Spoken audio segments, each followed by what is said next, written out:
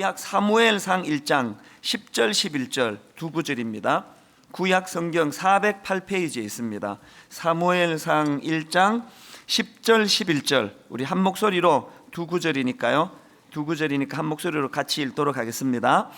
한나가 마음이 괴로워서 여호와께 기도하고 통곡하며 서원하여 이르되 만군의 여호와여, 만일 주의 여종의 고통을 돌보시고 나를 기억하사 주의 여종을 잊지 아니하시고 주의 여종에게 아들을 주시면 내가 그의 평생의 그를 여호와께 드리고 삭도를 그의 머리에 대지 아니하겠나이다. 아멘. 최근에 모 업체에서 설문조사를 했는데 그 내용이 참 흥미롭습니다. 우리나라 사람들의 이 마음의 상태를 이 온도로 환산해가지고 그 설문조사 제목이요, 한국인의 마음의 온도, 이런 제목의 이제 설문조사를 했는데 참 그 결과를 보고 제 마음이 아팠습니다. 우리나라 분들의 이 마음의 상태가요, 한겨울보다 더 추워요. 평균 우리나라 분들의 마음의 온도가 영하 14도랍니다. 이것도 참 마음이 아픈데, 그 대학교 4학년, 취업이 불확실하다는 이 대학교 4학년의 마음의 온도가 우리나라에서 최저더라고요. 무려 영하 24.4도예요. 우리가 고등학교, 대학교 다닐 때는 그 입시가 좀 힘들었지, 대학 들어가서는 낭만을 즐기고 뭐 참 대학 생활을 그렇게 즐겁게 보낸 것 같은데요. 요즘에 젊은이들은 제가 참 놀랐던 게 입시로 고생하는 고등학생들의 마음 상태가 영하 16.6도인데 대학교 4학년이 영하 24.4도라는 것이 이게 뭘 의미하겠습니까? 그만큼 지금 우리 젊은이들이 이 취업이 안 되는 것 때문에 마음고생이 많다는 그 이야기 아니겠습니까? 그렇게 취직 때문에 힘들어하는데, 자 그러면 그 취업한 사람들은 그러면 이게 영상으로 온도가, 마음의 온도가 따뜻해졌나? 이것도 마음이 아파요. 우리나라 20세부터 39세까지의 직장인들의 마음의 온도가 13.8도. 뭐 많이 온도가 올라가긴 했지만 여전히 영하예요. 50대, 그러니까 우리 기성세대 50대 직장인들의 마음의 온도는 영하 13.5도. 이런 결과들을 보면서 야, 이게 뭐 취업이 안 돼도 영하고 취업이 돼도 영하고 참 힘들게 사시는구나. 목회자다 보니까 이런 결과에 대해서 더 좀 민감한 거 아닙니까? 우리 성도들이 이런 추위 속에서 사시는구나. 여러분, 근데 그 설문조사에서 제가 제일 마음이 아팠던 게 뭐냐 하면은요, 항목 중에 이런 게 있습니다. 지금은 이렇게 이제 영하로 나왔지만 그 항목 중에 뭐가 있느냐 하니까, 그럼 앞으로 장래는 어떻게 될 것 같으냐? 그랬더니 여러분, 무려 79.1%가 앞으로의 마음의 온도는 더 낮아질 것이다. 지금도 영하 14도인데 사람이 막 지금은 좀 힘들고 어려워도 요 고비를 잘 넘기면 이제 봄이 온다, 이 겨울을 잘 이겨내면 이제 꽃이 피는 시절이 온다, 이런 희망을 갖고 살아도 겨울을 나기가 힘든데 지금 이미 영하 14도인데 앞으로는 더 추워질 것이다. 이게 얼마나 마음 아픈 이야기예요. 그만큼 마음의 그 낙심, 절망, 이런 것들이 많은 현실인 것 같습니다. 저는 그 설문조사 결과를 보는데요, 책 한 권, 책 제목이 이렇게 불쑥 떠올라졌는데 제목이 뭐냐? 익숙한 절망, 불편한 희망. 이 책은요, 외국인이 쓴 책이에요. 영국 사람인 다니엘 튜드라는 분이 이제 이 영국의 경제 잡지입니다, 이코노미스트 서울 특파원으로 이제 우리나라에 와서 생활을 해보니까 우리나라에 있는 한국 사회와 한국 사람들이 엄청난 피로감과 무기력감에 잡혀 있는 게 눈에 확 뜨이더라는 거예요. 그런 걸 다룬 책이에요.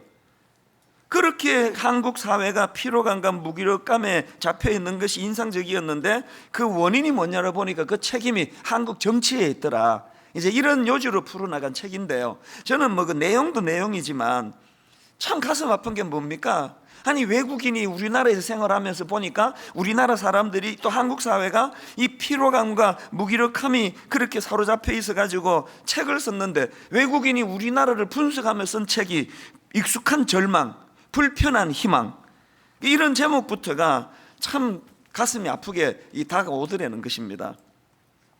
그 책을 소개한 글에 보니까 이런 내용이 있더라고요. 절망도 익숙해지면 몸의 일부가 된다. 기다려도 오지 않는 희망은 불편하다. 희망 고문을 당하느니 차라리 편안한 절망을 택하는 편이 나을지도 모르겠다. 그러나 다니엘 튜더는 이렇게 말한다. 자, 그 다음 들어보세요. 기다려도 오지 않는 희망이라면 기다리기만 하지 말고 우리가 직접 오게 할 수 있지 않을까요? 한국의 이 어두운 정치 현실의 문제를 지적하는 그 책에서 외국인 저자가 우리 한국 사람들에게 충고해 주는 이 한마디가요, 야, 이게 우리 모두에게 다 해당이 되겠다. 그래서 제가 여러 번 읽고 제가 생각을 해봤습니다. 기다려도 오지 않는 희망이라면 기다리기만 하지 말고 우리가 직접 오게 할 수 있지 않을까요? 제가 왜 이번 내일부터 시작되는 특세 때 이 한나를 포함한 사무엘상을 다루기로 제가 마음을 먹었냐 하니까요,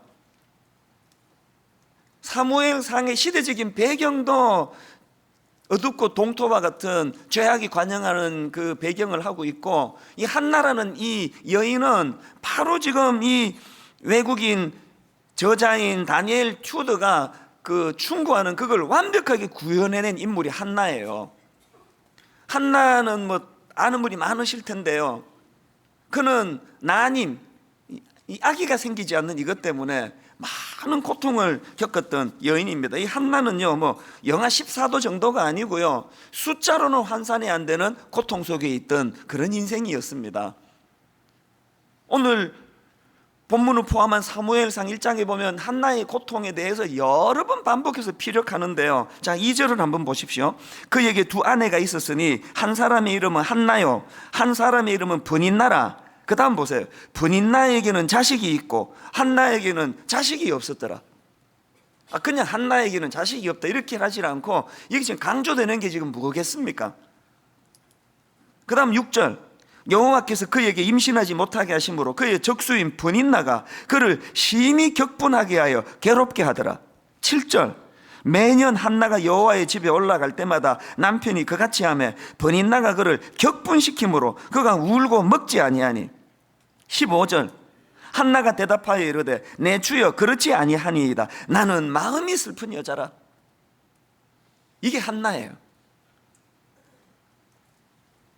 그야말로 한나는 익숙한 절망, 불편한 희망, 뭐 이걸 딱 이렇게 대비할 수 있는 인물이라고 할 수 있는데요, 그런데 여러분, 우리는 본문에 나오는 이 한나의 모습을 잘 살펴봐야 됩니다. 왜냐하니까 앞에서도 말씀드렸지만 이 한나의 인생이야말로 바로 그 다니엘 튜드가 한 말, 기다려도 오지 않는 희망이라면 기다리지만 말고 우리가 직접 오게 할 수 있지 않을까요? 이걸 구현해낸 인물이거든요.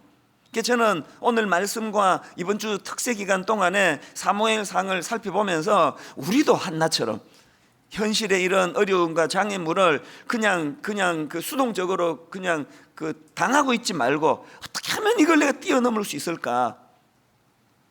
본문을 잘 살펴보면은 우리가 이 한나에게서 그런 면에서 두 가지를 배울 수 있는데요. 첫 번째가 뭐냐 하니까, 한나는 자기가 경험하고 있는 그 문제 해결에 대한 간절함이 있었고, 이게 중요합니다. 어떻게 해서든 이 문제를 제가 벗어나보고자 체념하지 않고 그 간절함이 있었고, 더 중요한 거, 그 간절함을 하나님 앞으로 나아가는 이 기도라는 도구를 가지고 하나님 앞으로 나아가는 그 성화시키는 그런 모습을 보이고 있다는 것입니다. 자, 여러분 본문 10절 11절을 한번 보십시오.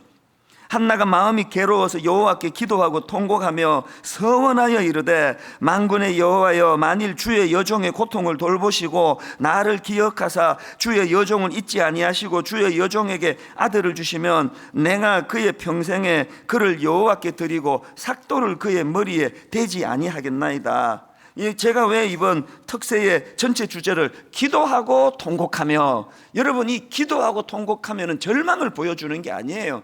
이건 자기의 삶의 어떤 경우라도 포기하지 않고 어떻게 해서든 하나님 은혜를 구하며 이 어려움을 뚫고 가야 되겠다는 의지가 담겨 있는 표현이에요. 이 기도하고 통곡하며.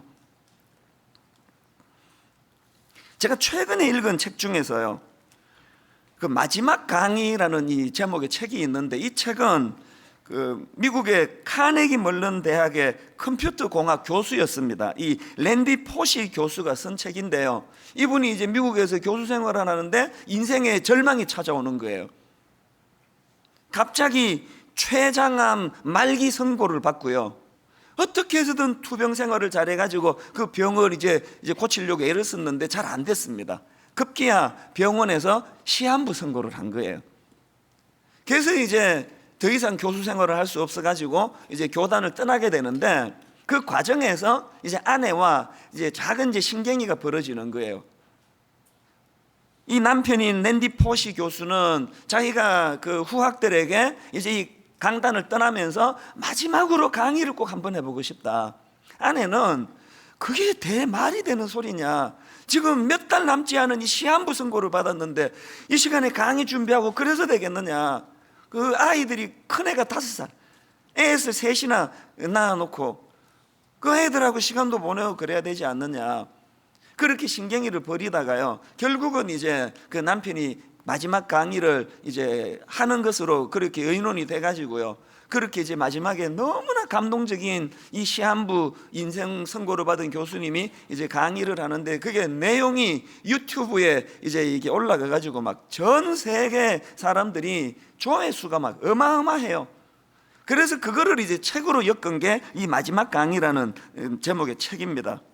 제가 예전에도 이 책을 사다 놓고는 이제 읽어보려고 막 온 책장을 다 뒤져도 없어져 가지고 새로 이번에 또 구입을 했습니다. 이거는 교육자가 가져간 것 같아요.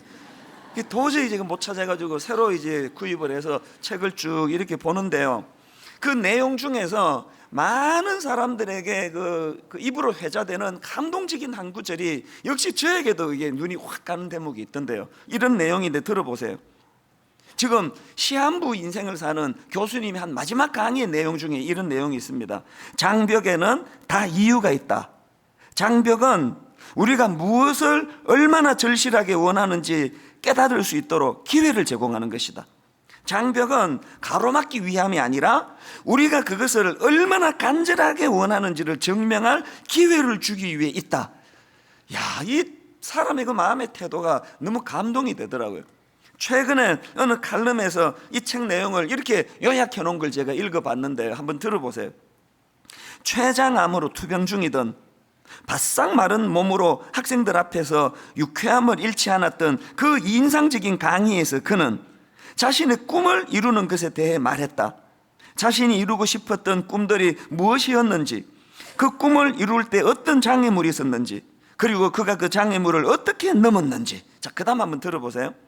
꿈을 쫓다 보면 누구라도 어떤 시점에서 벽을 만나게 되는데 그 벽은 충분히 자격이 있지 않는 사람을 걸러내기 위해 존재하는 게 아니라 내가 그것을 얼마나 간절히 원하느냐를 확인하기 위해 있는 것이라는 게 그 강의의 요지 중 하나였다.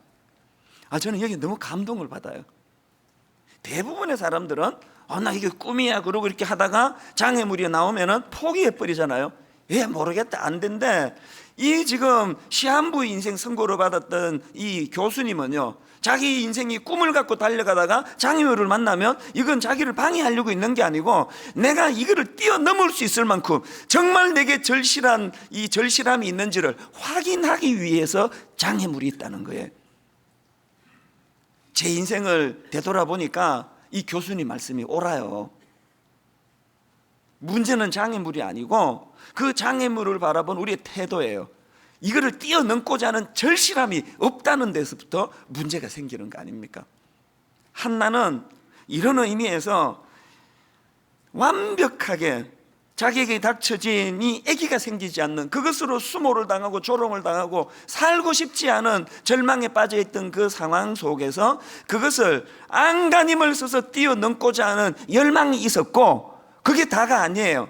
그 열망을 사람 찾아가지고 해결하는 그런 방식이 아니라 창조주 되시는 하나님 앞에 이 문제를 절박하게 갖고 나가는 그 모습을 보여주고 있다는 겁니다. 이게 오늘 본문 10절의 말씀의 핵심입니다. 한나가 마음이 괴로워서 여호와께 기도하고 통곡하며. 여러분에게 이런 한나의 태도가 있습니까? 이게 왜 중요한가 하면요, 저는 이 본문 8절에서의 그 한나의 남편의 모습이 참 그 많은 생각을 하게 하는데요. 8절을 한번 보십시오. 그의 남편 엘가나가 그에게 이르되 한나여 어찌하여 울며 어찌하여 먹지 아니하며 어찌하여 그대의 마음이 슬프냐? 내가 그대에게 10아들보다 낫지 아니하냐? 세상에 이런 고마운 남편이 어디 있습니까? 어느 남편이 이렇게 이야기하겠냐고요. 대부분이 나도 그렇게 해라고 생각하시겠지만 쉬운 거 아니에요. 그런데 불행이 뭐예요? 이런 고마운 남편을 한나가 만났지만 그 남편의 그 쏟아붓는 따뜻한 사랑이 한나의 근본 문제를 해결하는데 하나도 도움이 안 되더라는 거예요. 이게 인생 아닙니까? 저는 랜디 포시 교수가 그 시한부 인생 선고받고 했다는 그 마지막 강의 그 책을 읽으면서 이게 참 가슴이 아픈 한 대목을 제가 만나는데요. 저자가 이런 이야기를 그 책에서 들어보세요. 나는 의사들에게 그들이 어떤 수술 무기를 들이댄다 해도 기꺼이 견딜 것이며 약품 선반에 어떤 약을 주더라도 다 삼켜버릴 의향이 있다고 말했다. 왜냐하면 나에게는 목표가 있기 때문이다. 나는 아내 제이와 아이들을 위해 할 수 있는 한 오래 살고 싶었다. 여러분, 이 시한부 선고를 받은 이 한 인생의 절박함이 느껴지잖아요. 의사가 무슨 약을 주든지 나 다 먹을 것이다. 어떤 어려운 수술을 받자든 뭘 권하든 난 다 할 것이다. 왜? 난 더 오래 살고 싶으니까. 큰애가 지금 5살이다. 불행한 건 뭐예요? 그런 절박함을 가지고 적극적으로 달려갔지만 이 교수님은 죽었습니다. 여러분, 이게 인생이에요. 여러분, 이런 한계를 지닌 우리 인간이기에 우리가 이런 고통의 문제를 인간을 찾아가고 인간에게서 해결하려고 하는 그 방식보다는 한나처럼 하나님 앞에 기도하고 통곡하며, 저는 시편 63편 1절이요 하나님이여 주는 나의 하나님이시라. 내가 간절히 주를 찾되 물이 없어 마르고 황폐한 땅에서 내 영혼이 주를 갈망하며 내 육체가 주를 앙모하나이다. 오늘 우리들이 가지고 있는 대부분의 신앙생활의 문제가 뭐냐? 이런 절박함이 없는 거예요. 하나님 아니면 죽을 것 같은 마음으로, 이제 하나님이 도와주시지 않으면 내 인생은 끝이라고, 하나님이 장벽을 나는 뛰어넘을 수가 없는데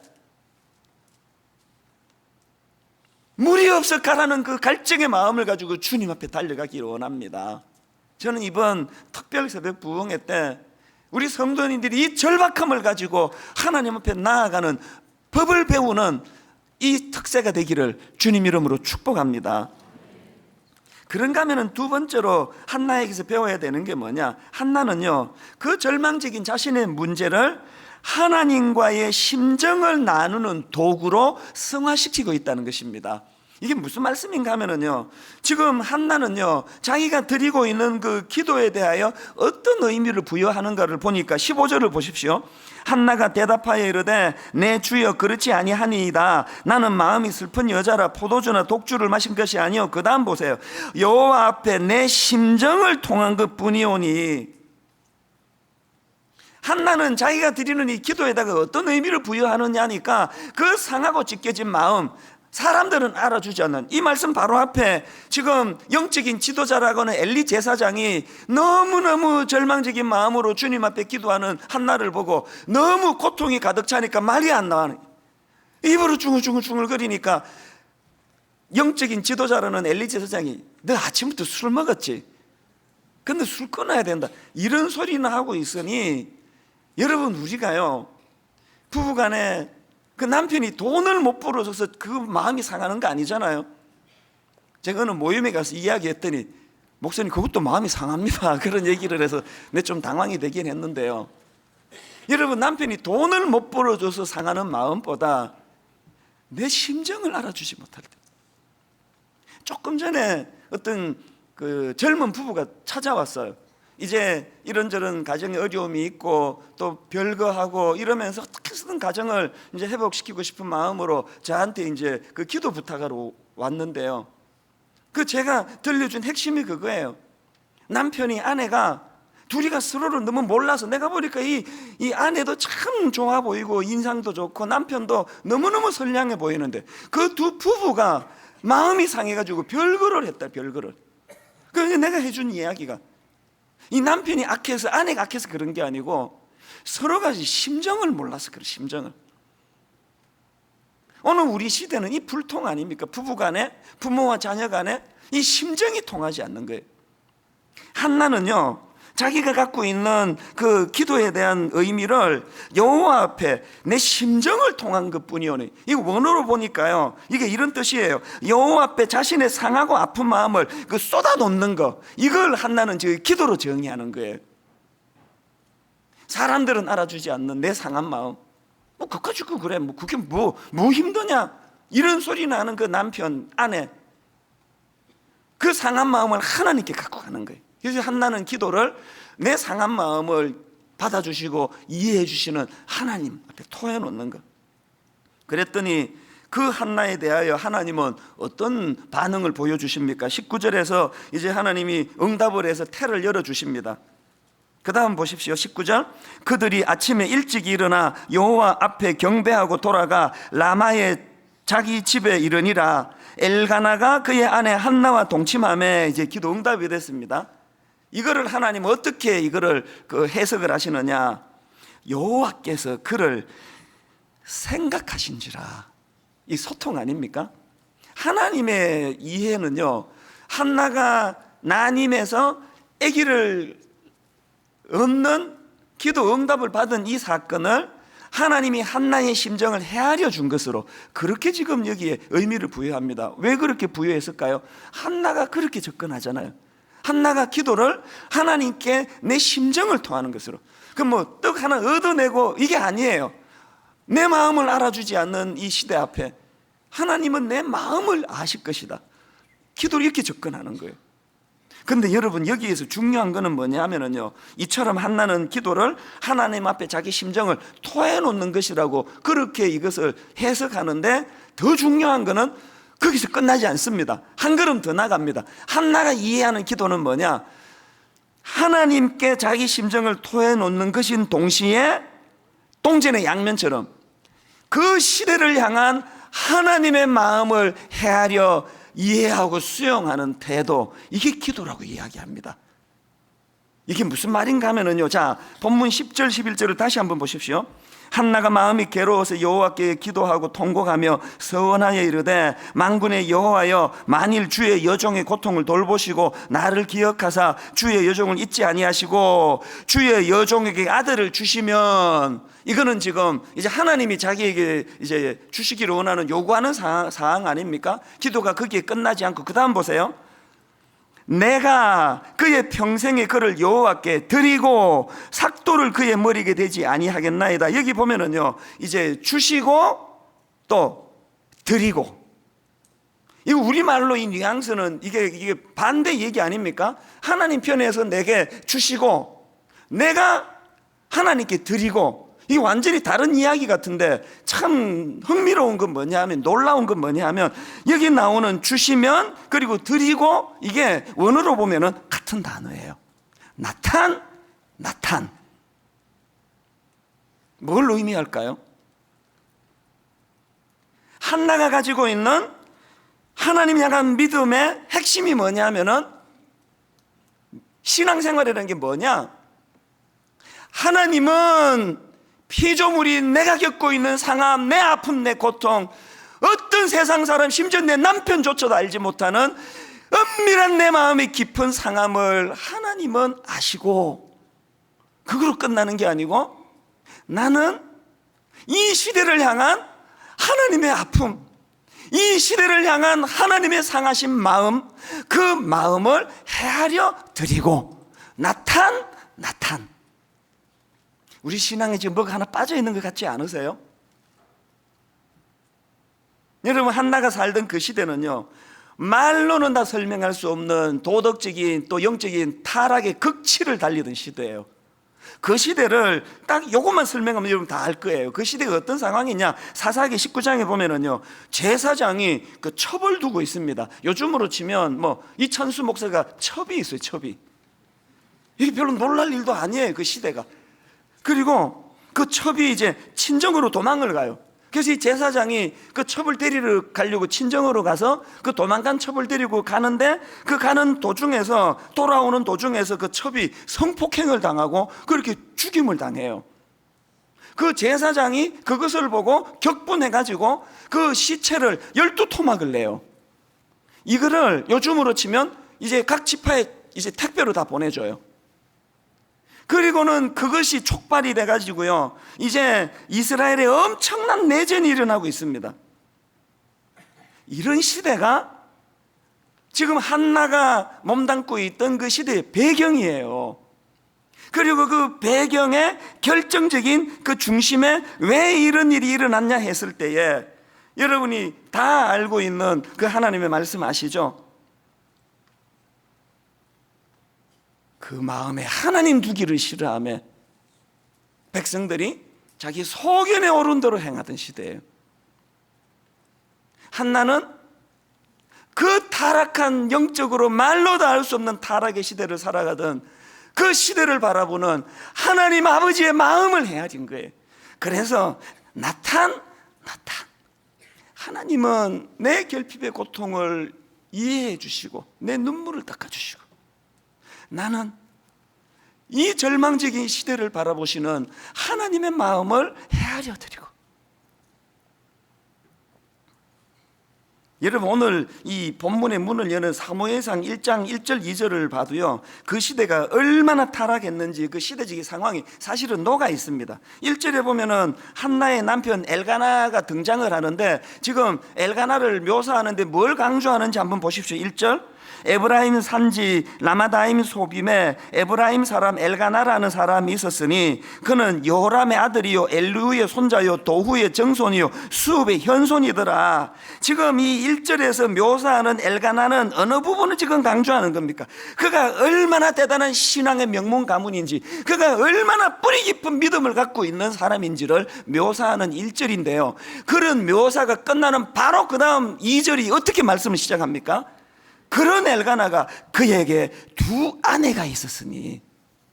뭘 의미할까요? 그 2절을 보면 참 흥미로운 게요, 그 다음 보세요. 그에게 두 아내가 있었으니 한 사람의 이름은 한나요, 한 사람의 이름은 브닛나라. 한나가 먼저 나왔습니다. 그 다음 보세요. 브닛나에게는 자식이 있고 한나에게는 자식이 없었더라. 순수가 역전이 돼버렸네요. 왜 이렇게 기록했을까요?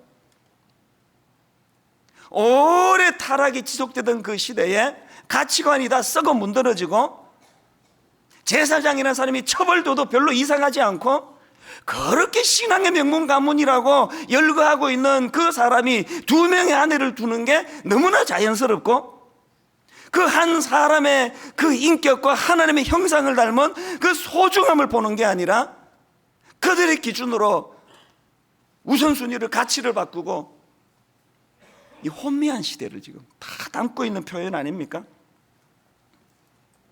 그래서 앞에서 말씀드렸지만 이 사사기 맨 마지막 구절 21장 25절에 이 한마디가 왜 의미가 있느냐? 그때에 이스라엘의 왕이 없으므로 사람이 각기 자기의 소견에 옳은 대로 행하였더라. 이 표현이 왜 중요한 메시지를 담고 있느냐 하니까, 여러분 그 다음은 사무엘상 8장 7절을 보십시오. 여호와께서 사무엘에게 이르시되 백성이 내게 한 말을 다 들으라. 이는 그들이 너를 버림이 아니요 나를 버려 자기들의 왕이 되지 못하게 함이니라. 하나님의 마음이 다 녹아 있는 거 아닙니까? 하나님은 그들의 왕이 되기를 원하세요. 하나님은 그들을 통치하기를 원하세요. 하나님은 그들을 다스리기를 원하십니다. 그래서 그들이, 그 백성이 혼미함도 없고 갈등도 없고 기쁨 가운데 안정된 삶을 살기를 원하는데, 그 백성들이 하나님을 마음에서 버렸습니다.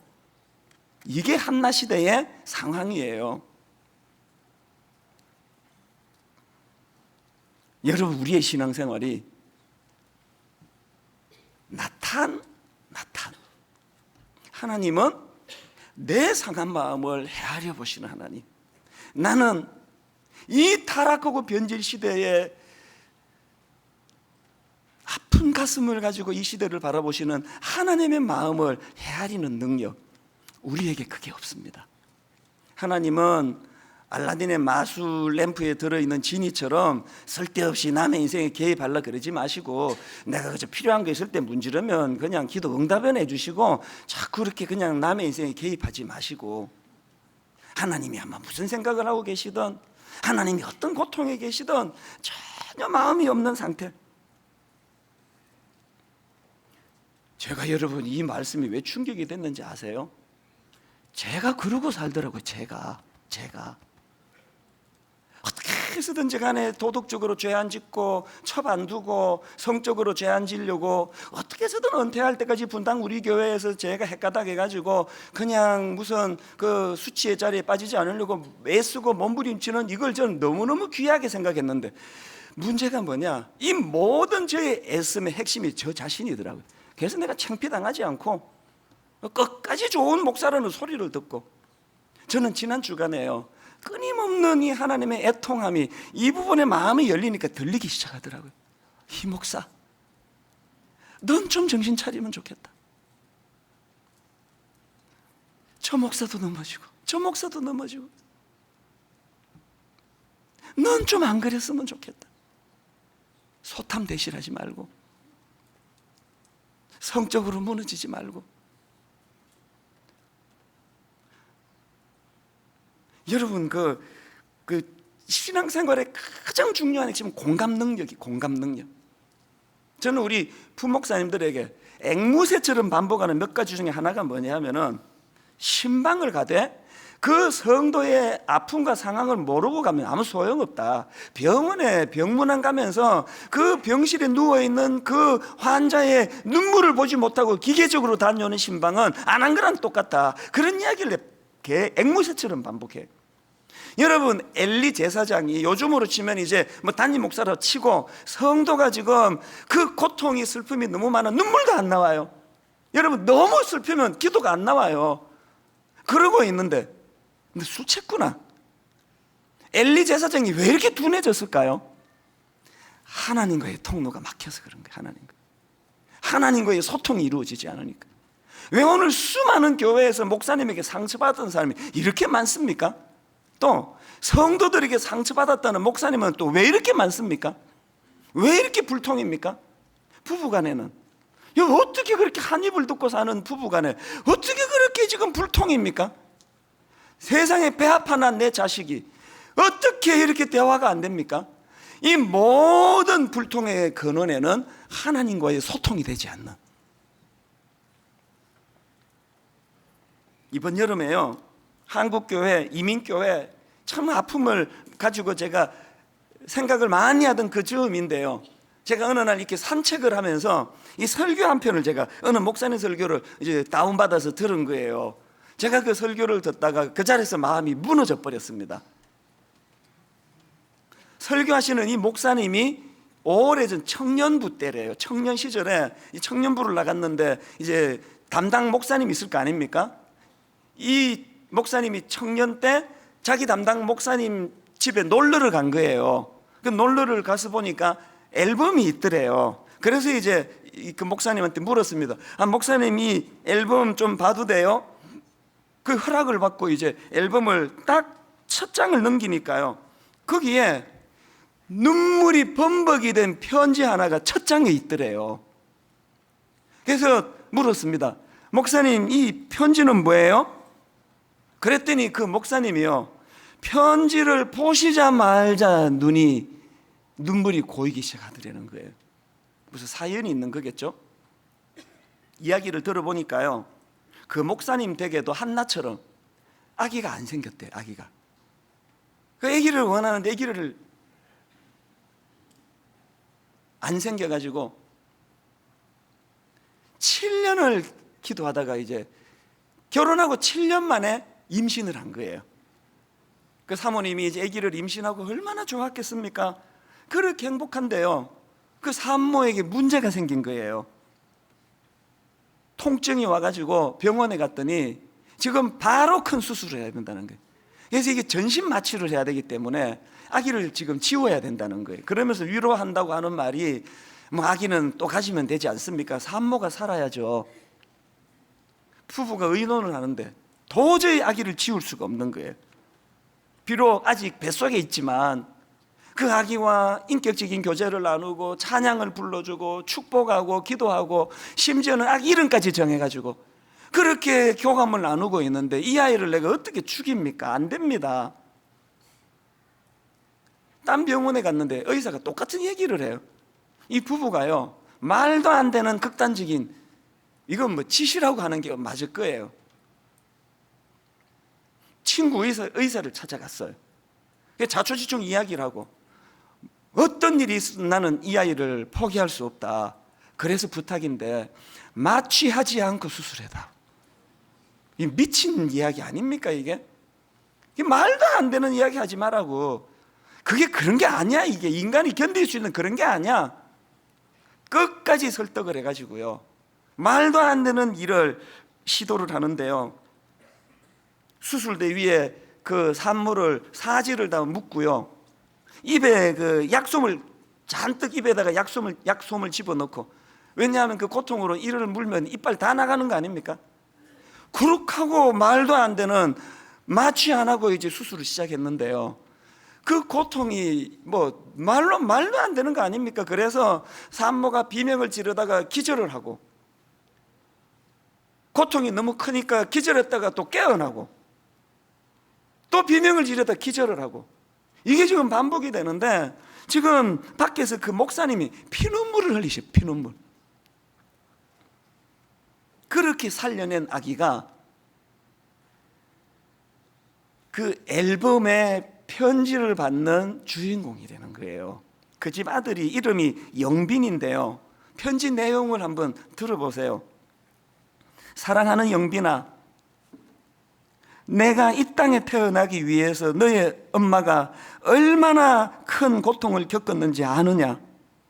잠깐 이 땅에 있어야 할 생명을 위하여 너의 엄마는 지옥보다 더 큰 고통을 겪었다.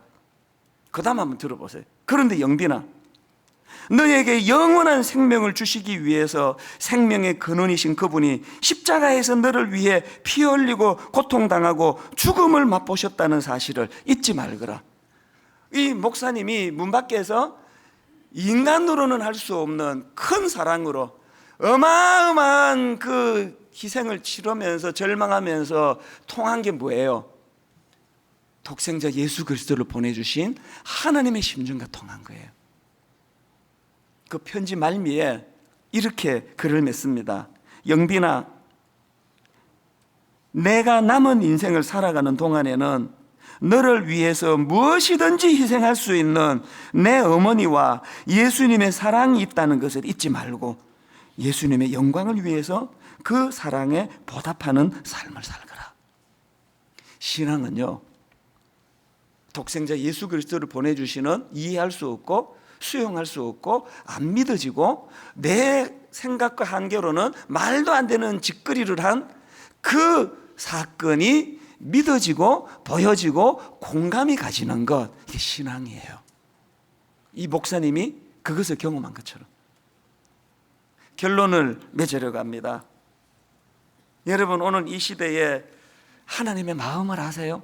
지난주에 저는요, 태국에서 남자 3명이 결혼했다는 그 소식을 제가 기사를 보면서 말세네 말세, 여기까지는 진도가 나갔는데 저는 지난주에요, 남자 3명이 결혼식을 올리고 있는 태국의 그 결혼식장에 서 계시는 하나님은 보지 못했습니다.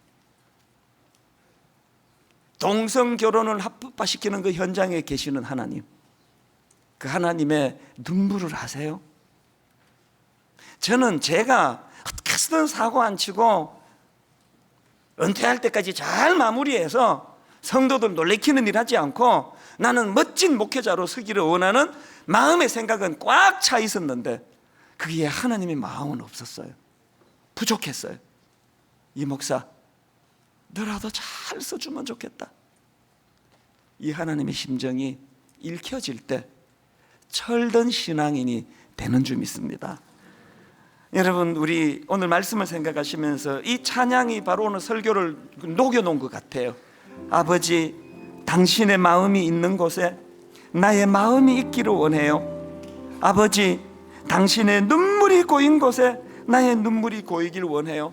여러분 이 찬양 부르시면서 이 질문을 가지고 이 찬양 부르세요. 왜 나는 내 아내와 이렇게 불통하는가? 나는 왜 내 남편의 마음을 헤아려 알지를 못하는가? 왜 우리 목사님은 내 마음을 모르실까? 왜 엘리 제사장은 한나의 그 절망적인 고통을 술 취했다고 이렇게 오해를 할 수밖에 없었을까? 이 모든 질문의 바탕 속에 하나님과 불통하는 하나님의 심정을 헤아리지 못한 우리의 마음, 가사를 생각하시면서 우리 한번 그 하나님 마음을 회복하면 좋겠습니다. 아버지 당신의 마음이 있는 곳에, 이렇게 찬양하기 원합니다. 아버지 당신의 마음이 있는 나의 곳에 마음이 있기를 원해요. 나의 마음이 있기를 아버지 원해요. 당신의 눈물이 고인 곳에 아버지 당신의 눈물이 나의 눈물이 곳에 고이길 원해요. 나의 눈물이 고이길 원해요. 아버지 당신이 바라보는 영혼에게 아버지 당신이 바라보는 나의 두 눈이 영혼에게 향하길 원해요.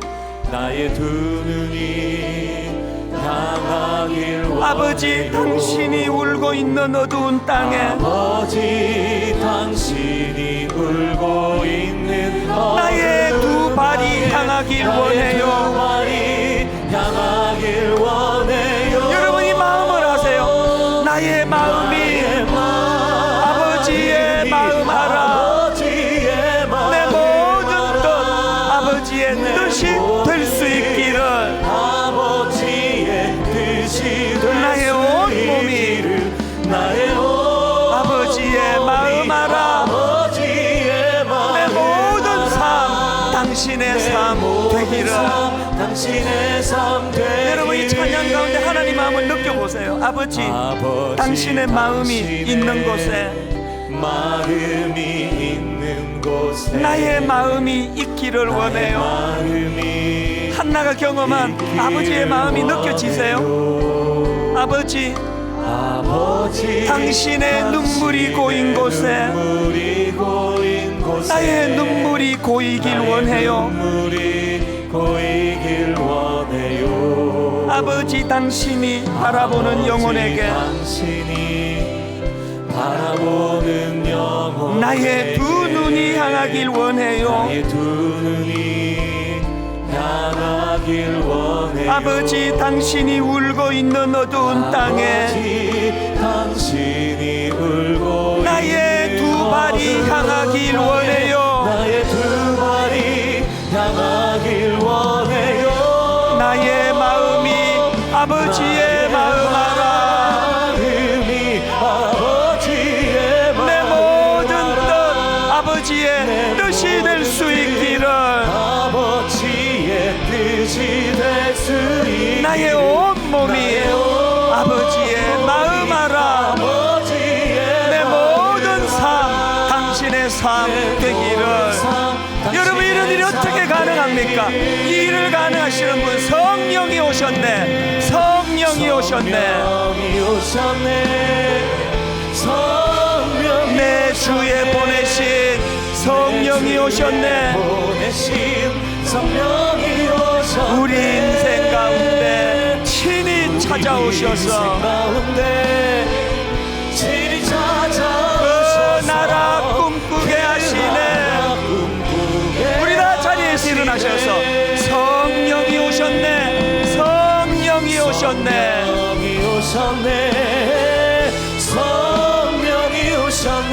내 주에 보내신 성령이 오셨네.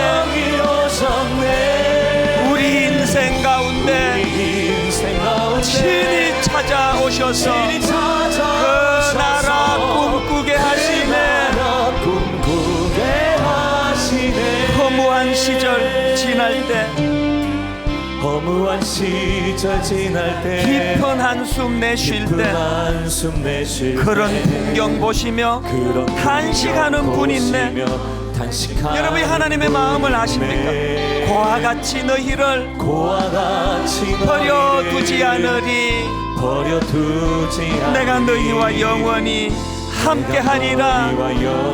하나님과 소통하는 하나님의 사람들, 성령이 오셨네. 성령이 오셨네. 성령이 오셨네. 내 주에 보내신 성령이 오셨네. 우리 인생 가운데 친히 찾아오셔서 그 나라 꿈꾸게 하시네. 여러분, 한나 같은 주님의 자녀들, 억눌린 자, 갇힌 자, 자유함이 없는 자, 피난처가 되시는 성령님 계시네. 주의 영이 계신 곳에 참 자유가 있다네. 여러분, 이거 아십니까? 진리의 영이신 성령이 오셨네. 여러분, 마음을 열고 성령이 오셨네. 성령이 오셨네.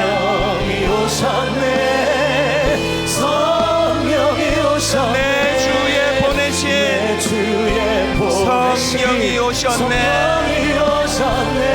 우리 인생 가운데 친히 찾아오셔서 그 나라 꿈꾸게 하시네. 우리 마지막으로 온 전심을 다하여 성령이 오셨네. 성령이 오셨네. 성령이 오셨네. 내 주에 보내신 성령이 오셨네. 우리 인생 가운데 친히 찾아오셔서 그 나라 꿈꾸게 하시네. 그 나라 꿈꾸게 하시네. 살아계신 하나님, 정말 그 나라를 꿈꿉니다. 위로 하나님과의 심정이 통하는 이 회복으로 내가 온 전심으로 내 아내를 이해하고 용납하고 사랑할 수 있도록, 내 하나님과 심정이 통하는 그 놀라운 은혜로 말미암아 내 남편을 용납하고 이해하고 그를 깊이 수용할 수 있는 마음이 회복된다면, 내가 내 아들, 내 딸에게, 내 부모님의 상황에, 하나님, 교회 안에서 엘리 제사장과 같은 우둔한 지도자들 때문에 상처받는 사람도 없고, 우둔해서 지도자에게 상처를 주는 사람도 없고, 서로가 서로를 용납하고 이해하고 사랑하고 누구나가 저럴 수 있다고 용납하는 그 나라를 꿈꾸는 저희들이 되기를 원합니다. 하나님과의 회복으로 말미암아, 소통으로 말미암아 막혔던 담들이 무너지고 서로를 용납하고 이해하고 상대방의 눈물을 헤아려 닦아줄 줄 아는 아버지, 그 나라가 이 땅에 구현되되 분당 우리 교회 공동체 안에서 일어나게 하여 주시옵소서. 우리 각 가정마다 일어나게 하여 주시옵소서. 도저히 남편은 아내를 이해할 수 없고 용납할 수 없고 용서할 수 없고 수용할 수 없었던 내 마음속에 하나님과의 소통으로 말미암아 그 깊은 상처를 보고 그를 용납하고 기다려주고 손을 내밀어주는 기적 같은 역사들이 가정마다 일어나도록 은혜 내려 주시옵소서. 우리 주 예수 그리스도의 은혜와 하나님 아버지의 다함 없는 사랑과 성령님의 감동, 감화, 위로, 교통, 충만하심의 역사가 하나님과 깊이 소통하며 그 은혜로 주변 사람들을 섬기며 이해하며 용납하며 눈에 눈물을 닦아주며 그런 아름다운 신앙인으로 살아가기로 다짐하며 예배하는 모든 주의 자녀들 머리 위에 지금부터 영원토록 함께 하시기를 간절히 축원하옵나이다. 아멘.